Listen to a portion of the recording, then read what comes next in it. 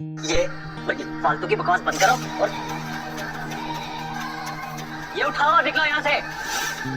सुना नहीं? निकलो यहाँ से अभी के अभी। सिद्धार्थ, सिद्धार्थ।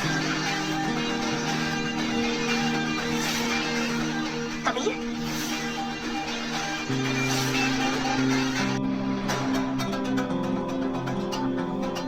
सिद्धार्थ, तुम्हारी हिम्मत कैसे हुई यहाँ आके ये तमाशा करने की? कबीर सर, वो ये बुढ़िया ना बहुत तमाशा कर रही थी। वो तो सिद्धार्थ ने संभाल लिया सब कुछ। ये दोनों बुड्ढा बुड्ढी तो हमारे घर के नौकर नौकरानी थे। हाइजीन की वजह से हमने इन्हें घर से बाहर निकाल दिया। बस उसी का बदला लेने ये दोनों यहाँ पार्टी में तमाशा कर रहे हैं। नौकर नौकरानी? रियली? इनको तुमने अपने घर में नौकर नौकरानी का दर्जा दिया है? अभी सर देखिए, गुस्सा मत होइए, इनका हमसे कोई लेना देना नहीं है। क्या सच में तुम्हारे घर के नौकर नौकरानी है? जी जी, इनसे हमारा कोई लेना देना नहीं है। दामाद जी का भी ऐसे घटिया लोगों के साथ कोई रिश्ता नहीं है। मुंह बंद करो अपना। सिद्धार्थ, क्या तुम सच में नहीं जानते? जानता हूँ सर, ये मेरे अंकल और मेरे आंटी हैं, मेरे गांव के पड़ोसी हैं। क्या बक रहे हो तुम? मैं सच कह रहा हूँ सर, इन्हीं की वजह से आपके पेरेंट्स की पार्टी खराब हुई है। मैं अभी इन्हें बाहर निकाल देता हूँ। Just shut up. सर, मैं आपको नाराज नहीं करना चाहता हूँ। कबीर सर, ये खुद ही अंदर घुस आए हैं। इसमें सिद्धार्थ की कोई गलती नहीं है। Stop it. माँ, बाबा, देखिए, यहाँ जो कुछ भी हुआ सबके लिए मैं आपसे माफी मांगता हूँ। बेटा, तुम्हारी तो कोई गलती भी नहीं है, फिर तुम क्यों माफी मांगोगे? माँ, बाबा, आज से आप दोनों की नौकरों वाली जिंदगी खत्म। आज से मैं आपकी सेवा करूंगा, आपके साथ रहूंगा, आपका ध्यान रखूंगा। आज से आप रोने वाले नहीं हो, कभी भी नहीं। जब तक आपका ये बेटा जिंदा है, इस दुनिया में कोई भी आपको कोई तकलीफ नहीं पहुंचा सकता। माँ, बाबा, आप दोनों को अगर कोई परेशान करेगा ना, तो हम उसे छोड़ेंगे नहीं। बेबी, ये सब क्या चल रहा है? कबीर सर, आप इनको पहचानने में गलती कर रहे हैं। मेरी माँ की पहचान पर सवाल उठाने वाले तुम होते कौन हो? और सिद्धार्थ, तुम अपने परिवार के साथ मेरे माँ बाप के मैरिज एनिवर्सरी को खराब करने आ गए तुम यहाँ पे? तो फिर ठीक है, अगर तुमने आज अपने माँ बाप से रिश्ता तोड़ ही दिया है, तो हमारे बीच में जो बिजनेस डील है वो भी खत्म। मेरी कंपनी जो तुम्हें 200 करोड़ का ऑर्डर देने वाली थी, आज अभी के अभी मैं वो डील कैंसिल करता हूँ। आज के बाद मेरी कंपनी कभी भी तुम्हारे साथ काम नहीं करेगी, और ये मेरा फाइनल फैसला है। कबीर सर, प्लीज प्लीज, आप ऐसा कुछ नहीं कर सकते। प्लीज देखिए, अगर आप ऐसा करेंगे ना, तो हमारे सारे सपने चकनाचूर हो जाएंगे। हम सड़क पर आ जाएंगे। प्लीज प्लीज ऐसा मत करिए।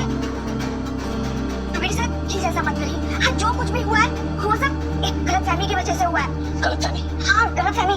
सिद्धार्थ तो बुजुर्गों को हमेशा अपने सर में बिठाता है, उनकी बहुत इज्जत करता है। ठीक है, तो ऐसे ही पूछ लेता हूँ। सिद्धार्थ, बोलो, क्या है वो इज्जत? तुमने माँ बाबा को अकेले रास्ते में छोड़ दिया था, क्या वो थी तुम्हारी इज्जत? इन्हें कपड़े उतारने पर मजबूर कर दिया था, वो थी तुम्हारी इज्जत? या फिर आज अपने फैमिली के साथ यहाँ आके इनकी मैरिज एनिवर्सरी खराब कर दी, इनको जलील किया, उन्हें धमकी दी बाहर निकालने की, वो है तुम्हारी इज्जत? बोलो, जवाब दो। हाँ, ये दोनों चीप माँ बेटी तो उनको नहीं जानते, इन्हें नहीं पहचानते, लेकिन तुम तो नहीं जानते थे ना। तुम क्यों चुप रहे? कबीर सर, देखिए, आप क्या हाथ जोड़ते हैं? प्लीज प्लीज ये कैंसिल मत कीजिए। बहुत हो गया तुम्हारा नाटक। और वैसे तुम्हारे पति को जो भी फंडिंग मिल रही थी, इन्वेस्टमेंट मिल रही थी, उनकी वजह से मिल रही थी, माँ बाबा की वजह से। लेकिन अब तुम्हारे पति को एक फूटी कौड़ी नहीं मिलेगी। दामाद जी, आप कुछ बोलते क्यों नहीं? आपके अंकल आंटी है ना? सिद्धार्थ, तुम चुप क्यों? अंकल आंटी से बात करो ना। अंकल आंटी, देखिए, मैंने आपकी सेवा अपने माँ बाप समझ कर ही की है। हो सकता है मैं गलत रास्ते पर चला गया था, पर अब मुझे एहसास हो गया। मुझे माफ कर दीजिए, please please uncle, please aunty, माफ कर दीजिए मुझे। इतनी बड़ी गलती पर तुम्हारी माफी मांगने की हिम्मत कैसे हुई? गार्ड्स, इन्हें धक्के मार के अभी के अभी बाहर निकाल दो। अरे सर, छोड़ो मुझे। हाथ तोड़ोगे क्या? मेरा हाथ तोड़ोगे क्या? मैंने कहा छोड़ो। बाबा, बाबा, यहाँ आइए, यहाँ आइए, बैठिए।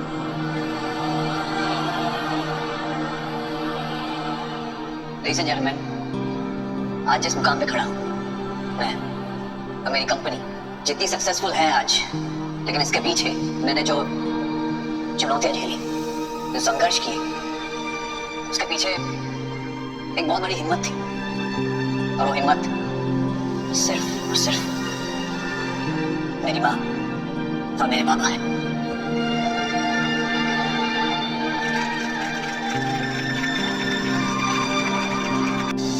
माँ, बाबा, सौम्या और मैं चाहते हैं कि आप लोग बड़े आराम से बिना किसी दिक्कत के यहाँ रहे हमारे साथ। इसीलिए सौम्या ने खास तौर पे आप लोग के लिए सर्वेंट्स रखे जो आपका ध्यान रखेंगे। बेटा उसकी कोई जरूरत नहीं है। हाँ बेटा, इसकी कोई जरूरत नहीं थी। बाबा आप ही ना। नैन्सी, सुभाष। जी सर।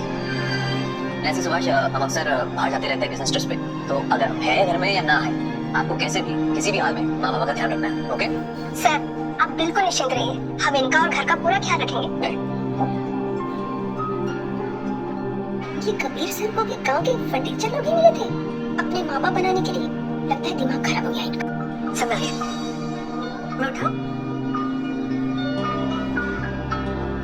अरे माँ, बाबूजी, आप तो सब्जियां खरीदने क्यों गए? हमारे घर में नौकर है ना। अरे कबीर को बचपन में मेरे हाथ का बना खाना बहुत पसंद आता था, तो मैंने सोचा कुछ बना दूं। वैसे भी खाली बैठे थे तो सोचा बाजार जाकर सब्जियां निकाला। पर माँ, तो माँ, पिछले 18 सालों से आप दोनों के साथ बैठ के खाना खाने के लिए और खास करके आपके हाथ का बना खाना खाने के लिए बहुत तरसा हूँ मैं, सच कह रहा हूँ। तो इसीलिए ये मुझे दे दीजिए, इसे मैं उतार लेता हूँ ताकि आप सब हम मिलके खाना खाएंगे। I'm so excited। देखा कबीर, चलो माँ, बाबूजी एक सेकंड। बाबूजी, ये बुरा मत मानिएगा, पर आपके पैसे खर्च हुए होंगे ना? इतने सारे? हाँ, वो इतनी सारी सब्जी आई है तो इतना तो लगेगा ही। अरे बेटा, सब्जियां तो 300-400 रुपए में आ गई, तुम इतने पैसे क्यों दे रही हो? इतनी सब्जियों के सिर्फ 300-400 रुपए? हाँ, 300-400 भी ज्यादा है। हमारा गाँव होता ना तो सारी सब्जियां 50-100 रुपए में आ जाती। नैन्सी, जी मैडम, देख रहे हो बाबूजी 300-400 रुपए में इतनी सारी सब्जियां लेके आए, तो तुम मुझसे 2000 रुपए क्यों लेके जाती थी?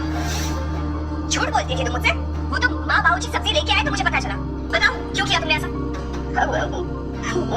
मैडम, दरअसल मेरी माँ की तबीयत बहुत खराब है, उनके इलाज के लिए मुझे पैसों की बहुत सख्त जरूरत थी, इसलिए मैंने इसे मजबूरी में किया। मुझे कहते मुझे माफ कर दीजिए, मैं दोबारा ऐसी गलती नहीं करूंगी। मैडम, सौम्या, बच्चे की कोई मजबूरी रही होगी, जाने दो, माफ कर दो इसे। जाने दे बेटा, जाने दे।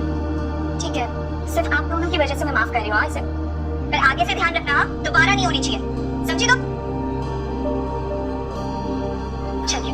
हाँ, चलिए।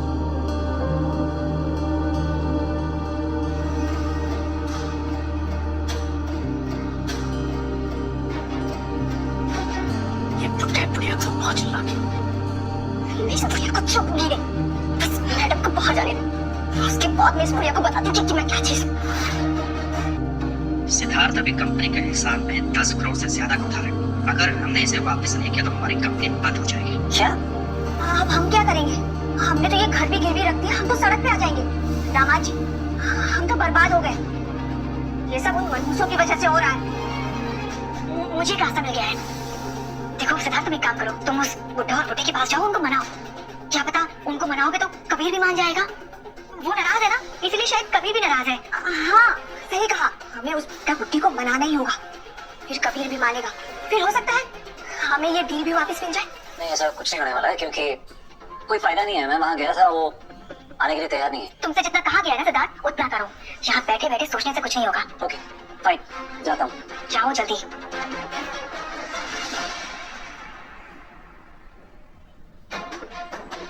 आज इन बुढ़ा बुढ़े को मैं छोड़ूंगी नहीं। सही कहा, आज इन दोनों की भूख को तड़पा तड़पा के खत्म करेंगे। माँ, बाबा, कहाँ हैं आप लोग? माँ, ये क्या करने आए हैं? माँ, माँ, दरवाजा खोलिए।